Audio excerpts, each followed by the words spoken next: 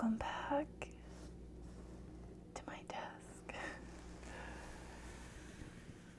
Let me lighten things up a little bit, and then we will jump in to why we're here tonight.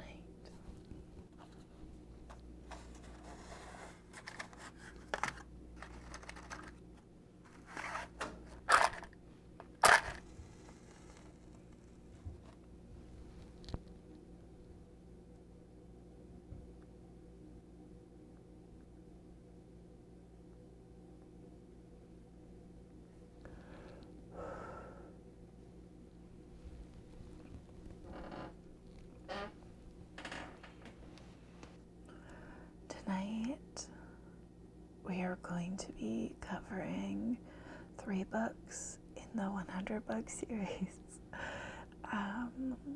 We're covering 3 Fear Street books together as in one session because they're not quite long enough or substantial enough to kind of warrant their own review.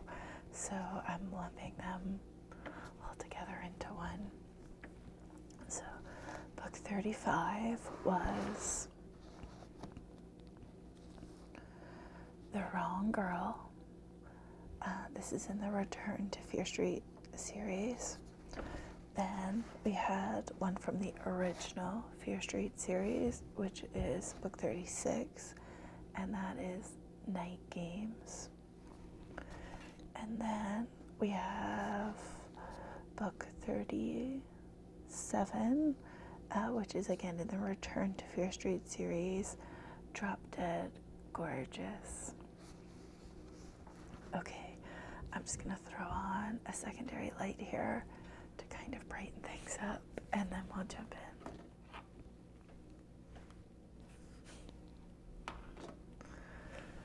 Okay. So, I'm not really sure how to go about this, so it's going to be a little improvised. Let's see. Okay, so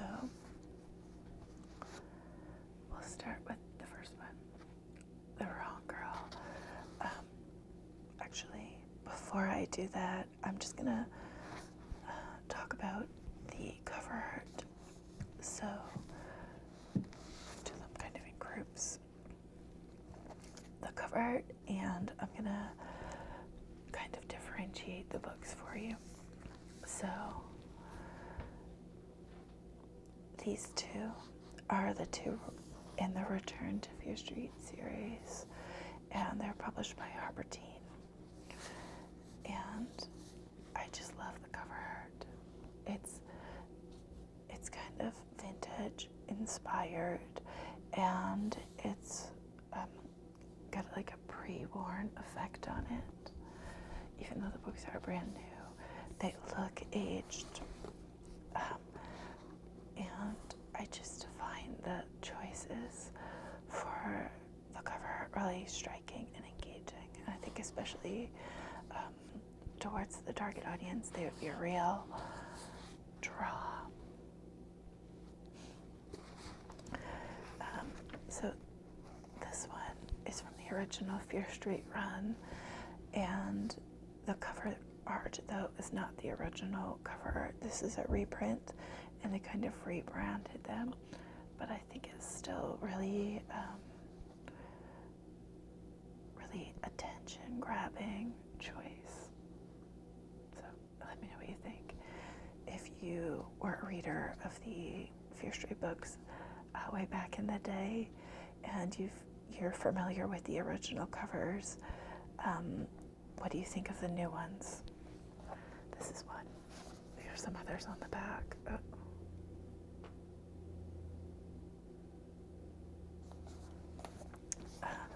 So let me know what you think. The Return to Fear Street are a new publication. So if you were a reader of the original Fear Street series as a kid, you won't be familiar with these unless you have children or you've checked them out since they were published.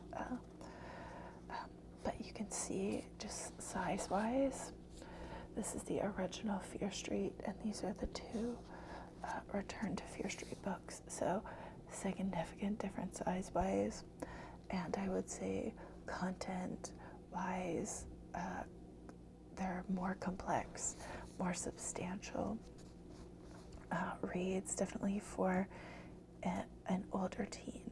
So R.L. Stine wrote the Goosebumps series, and he also wrote the Fear Street series. So Goosebumps were kind of scary, spooky books, for kids. And then the Fear Street series was kind of the next step up from Goosebumps. So very introductory horror for young readers. Now, I would say the Return to Fear Street series is kind of horror generated at the next step up. And for that age group, I guess. So it'll kind of go Goosebumps, Fear Street, Return to Fear Street, and then they're not so complex as to be like real teen horror. I guess I don't really know how to say it. I think a step up. These aren't on the same level as the last book, Survive the Night. That, I would say, was much more, was kind of another level up, horror-wise. So, if that puts it in perspective at all, I don't know. I hope I did. Okay. So, now that I've done that kind of little compare about the two different series we're looking at here, I'm going to just give you the general gist of what each book is about by reading you the synopses on the back. So, book 35 was The Wrong Girl.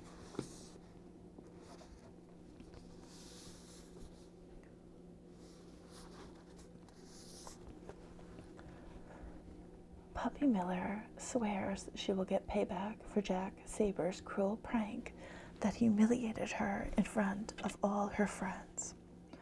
Then her classmates start turning up dead. All eyes are on Poppy. Is Poppy being framed? Or did the kids of Shadyside High mess with the wrong girl? In this all-new Fear Street story, only one thing's for sure.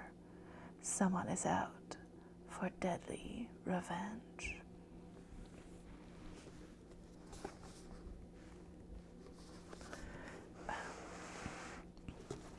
So, this book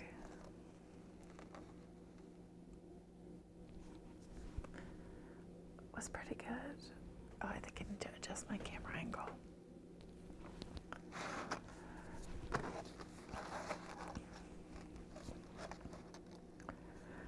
So this book was pretty good.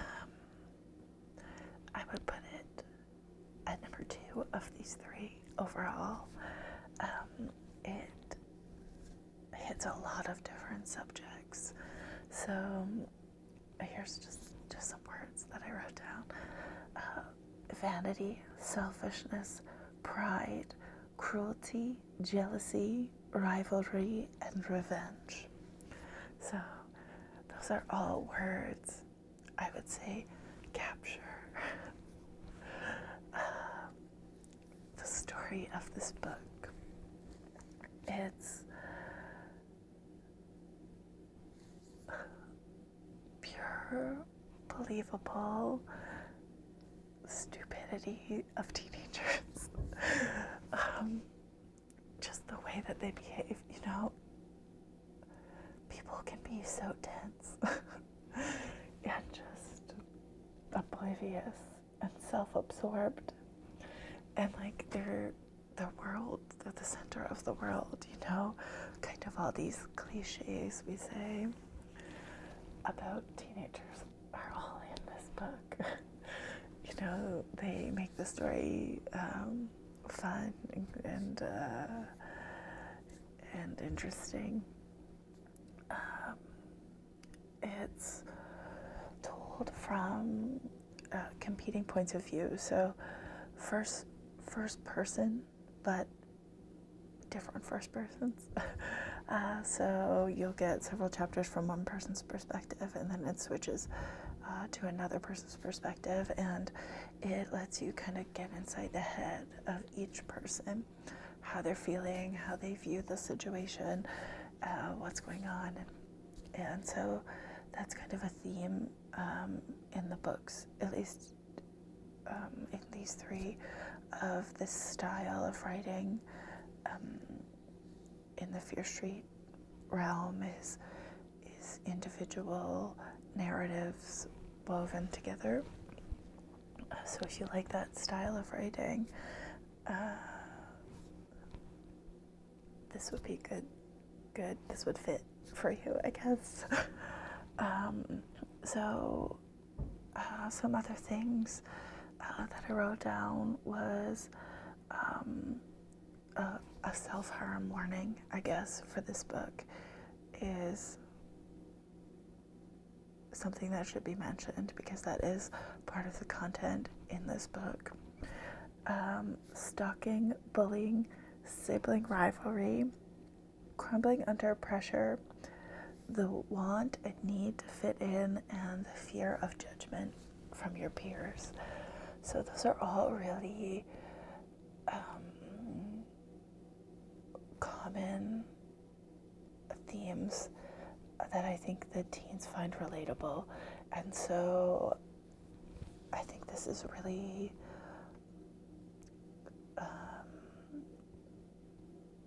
I think that he's really good at kind of weaving in narratives that his target audience will relate to. So there's a lot of suspicion in this book. I was suspicious of everyone, and so it was kind of hard to pin down what the ending was going to be, who was going to be the bad guy. There's a lot of build-up, and to the very tail end of the book. So that was something else that was kind of common, was there's a lot of story, and then everything wraps up right in the last couple chapters, last couple of pages of these books.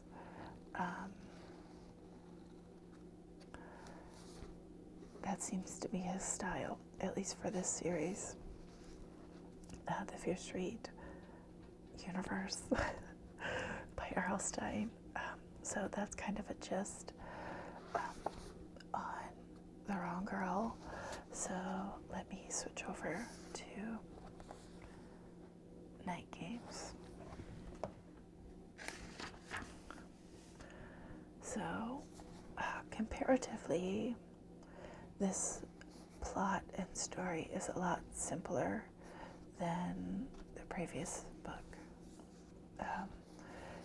As I mentioned, it's definitely intro and one level down from these for sure, if not more than that.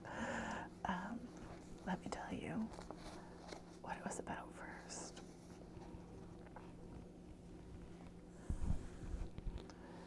It's all fun and games until someone dies. Diane and her friends love sneaking out in the middle of the night to play harmless pranks on Fear Street while the rest of the town sleeps. Spencer, the ringleader of the group, has shown them how to have real fun. It's exciting to have the town to themselves, to break all the rules, to live without consequences. But when Lenny, Diane's boyfriend, wants to get back at one of the most hated teachers at their school, the group goes too far. And on Fear Street, even death can't stop people from getting their revenge.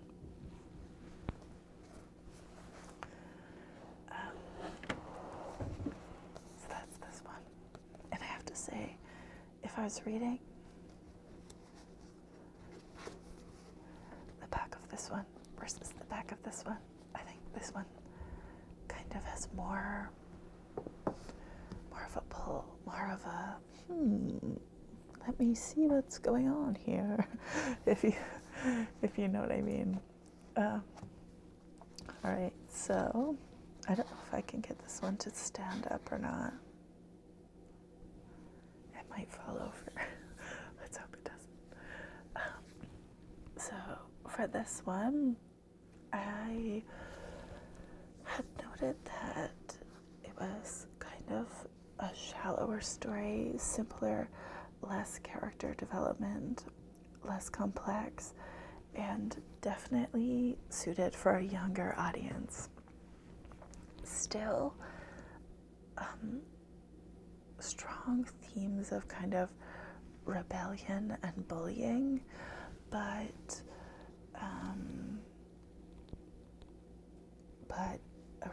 tackled in a more simplistic way. This was an odd one, I will say. It was, okay, brief mini spoiler. No, I take that back. I'm not gonna spoil it. There were elements of this book that were unexpected for me. But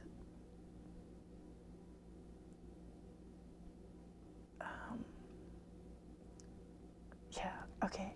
No, you know what? I'll make a separate video and I'll talk about that, or I'll talk about it in the next one. So watch out for the next one. Okay, let's get back on track here.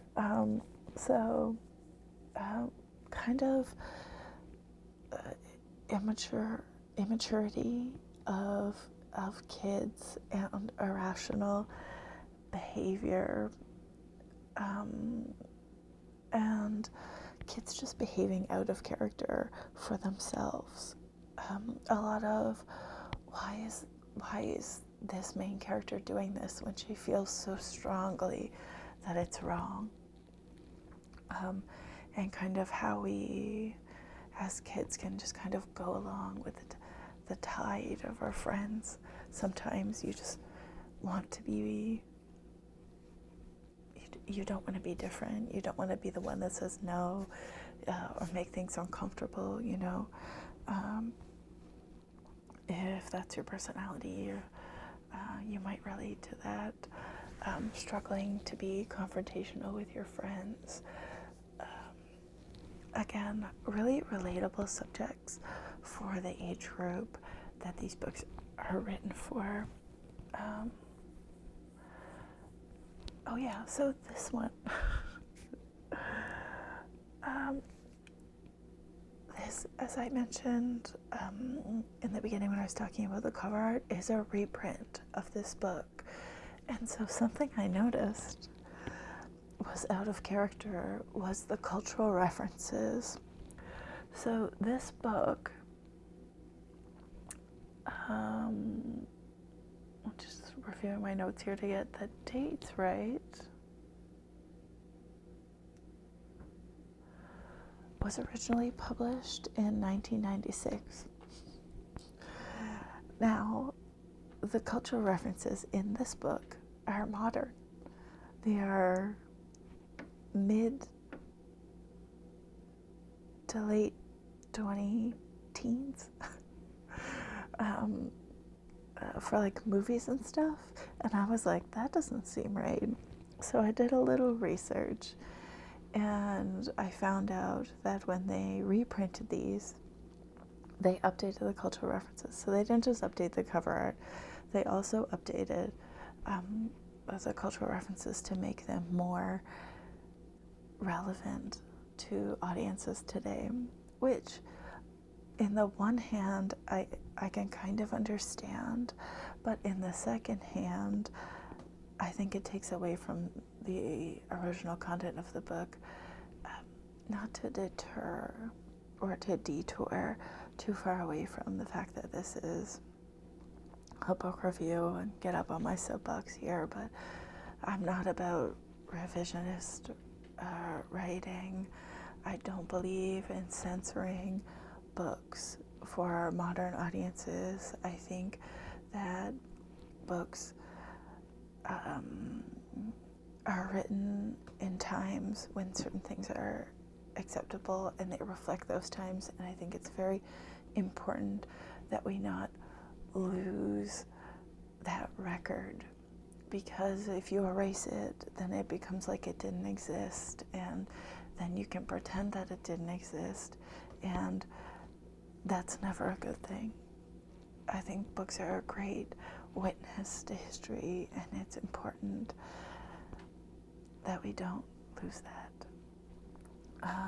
But to step down off my soapbox, in this instance, I can understand why they did it. There has been some talk online, and I saw some Twitter stuff back and forth with R.L. Stine about his books being edited without his knowledge for content other outside of cultural references, which there is some debate as to whether or not that actually took place, and if it did, it wasn't authorized by him, apparently, to take out some language that would be considered no longer technically appropriate, although there was nothing in these books that was grossly offensive ever, I don't think, but just to make them a bit more sensitive to different things, I guess. I don't know. You can look into that yourself if it's something you care about. But yeah, so that's just kind of a random detour about this specific book. Was I thought I was getting a book that was written in the 90s, and instead I got a book that was rewrote for 2020. I guess this was actually published in 2005. Anyways, outside of that, I think this is a great story about fitting in and bullying. Ultimately, I think those are the two core ideas that really shine through this book. And if those themes are something that attract you, or you think might be attractive to your children or your nieces or your nephews, then good book to share, I guess. Okay, let's move on to the next one. I think I said enough about that one. Okay. Book 37 was Drop Dead Gorgeous, back into the Return to Fear Street series. Let me tell you, let me read to you the back of this one. Morgan Marks is the new girl, and nobody can stop talking about her. She's popular, smart, and beautiful. Everyone wants to be her friend. But her past is veiled in mystery, and no one knows exactly where she came from. Now, the annual Linton High Alumni Festival is just around the corner, and Morgan's dark secrets are about to be dug up for all the world to see.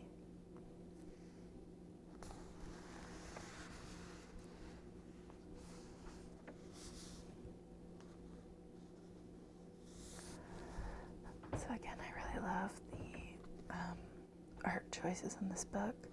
I love how they kind of pre-vintagized it, pre-worn it.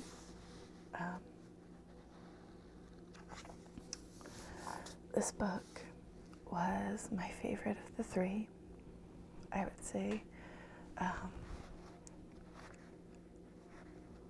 By quite a ways. Let's put it down here. Use the other ones. Prop it up. There we go.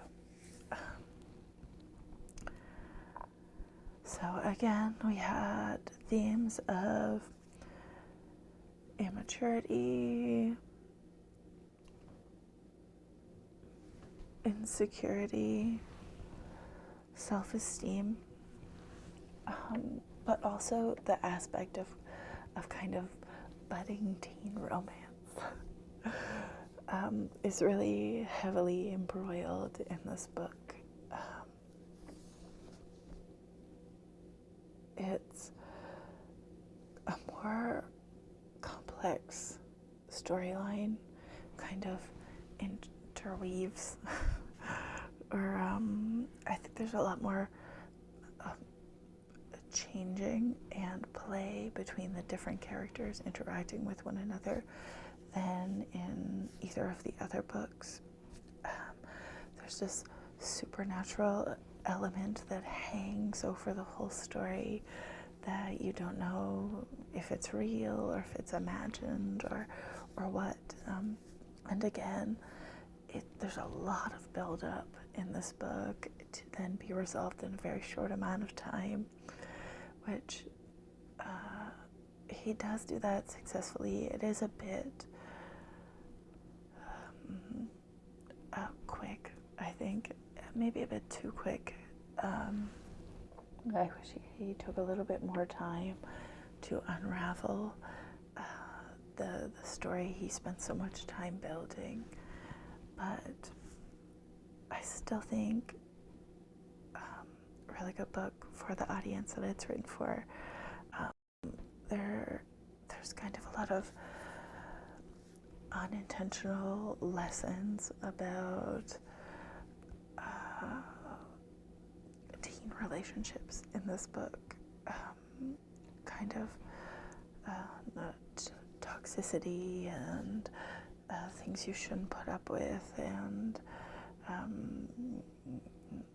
can you trust what you're feeling, and how to sort through all of that stuff when you're just a kid, you know, how it can feel so overwhelming and so powerful, and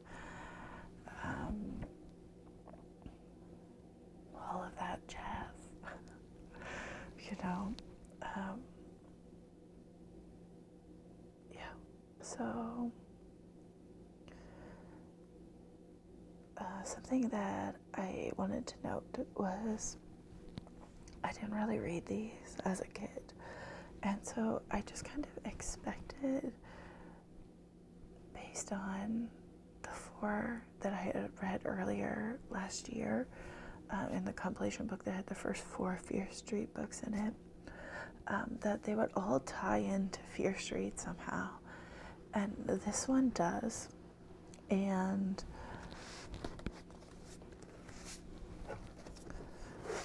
this one does, kind of, but not really. It's kind of a side mention. It's not a feature part of the books. This one ties into the history of Fear Street, and this one doesn't at all. This book doesn't mention Fear Street once, which is the only drawback, and why I probably would say maybe pick another one if you're going to go OG Fear Street. Maybe go one of the first 4. So maybe go check out that review from Fear Street, the beginning, because I would recommend probably all of those over this one. This one does have kind of, they all kind of have this ambiguous supernaturality that's kind of a fog throughout the whole book, and you're always wondering, is there a supernatural element that's creeping in here, or is it not? Is it just people being terrible people, the way that people can be so horrible to one another? And I think that's something that's really unique about Fear Street, is it's believable that people will do, you know, people are just real shitty people sometimes. Sometimes people are just shitty people and treat you bad and treat other people bad, and they do things that are selfish and cruel and mean. But sometimes there's more at play, you know? Ooh. But most of the time, it's just the negative aspects of human nature kind of being exacerbated to tell a story that's fun and relatable and engaging. That's kind of where I would put these books at. So I would say these two, I think there's only a couple of these Return to Fear Street series so far. I think maybe 4. I think I saw 4 of them when I was doing my research. And to kind of go back to the research bit for a second, will throw me into my preview of the next set of books. So, having not really been a Fear Street reader as a child or a teen, I wanted to know the origin of Fear Street, and I kind of stumbled upon that when I was doing my research about the updates that had been done in this publication of Night Games. So I found out that there is a series within Fear Street called the Fear Street Saga, which tells the origin of Fear Street. And so, of course, I had to get them. So this was a return to Fear Street. And the next book are also going to be a time travel back in time to different places, but ultimately Fear Street. So